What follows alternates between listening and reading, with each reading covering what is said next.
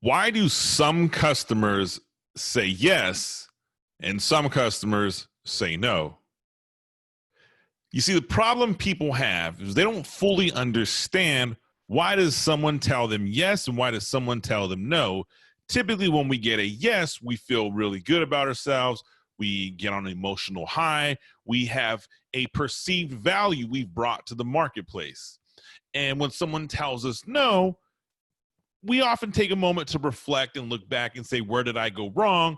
Or sometimes we believe this person's not the right fit for our product or our service we're selling. And that may be true.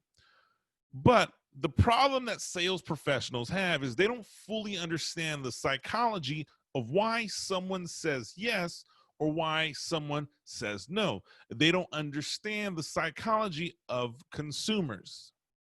You see, consumers are a really unique group of individuals. We're all a consumer, and we purchase products or services based on emotional needs and wants, and we justify our purchases after the fact with logic.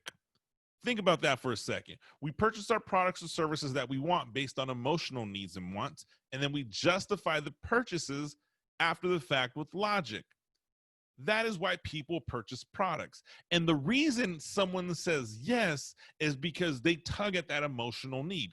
Two reasons people say yes to a product. Let me rephrase that. One of two reasons someone says yes to a product, service, or person. And remember this, people say yes to experience pleasure, or B, to avoid pain. That's it.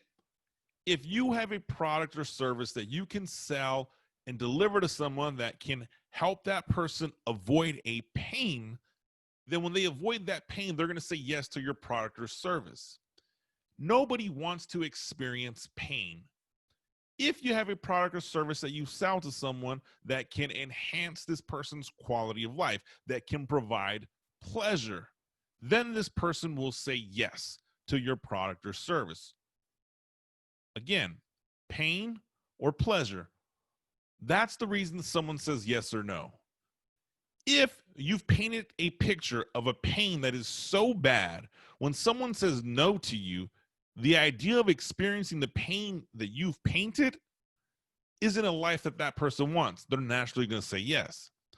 On the opposite side of the spectrum, if you can create a pleasure that is so enjoyable, that is so rewarding, that is so fulfilling, it is natural that that person says yes. The problem that sales professionals have is they don't fully understand that concept of how can I either exploit the pleasure or exploit the pain. We assume people say yes or no based on financial needs, based on features and benefits of our product, based on is this a right fit or not? And all of that comes into play, but at the root, at the hardcore root of the psychology of why your consumers say yes, they're saying yes to either A, experience pleasure, or B, to avoid a pain. That little nugget right there, if you implement that in your next sales process, you'll start to see a little different spin. You'll start to actually understand why your consumers say what they are. Now, just because you know the pain versus pleasure and this is how someone says yes, doesn't necessarily mean that you're going to be an expert sales professional, because there's different categories of why someone says yes. So there's different categories of pleasure, there's different categories of pain. And there's a process that's set in place when you speak with your customers that you walk them through to identify what pain is going to be the most impactful in their life and what pleasure is going to be the most impactful in your life.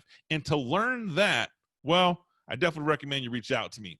That's what I got for you this week on the blog. Pain versus pleasure.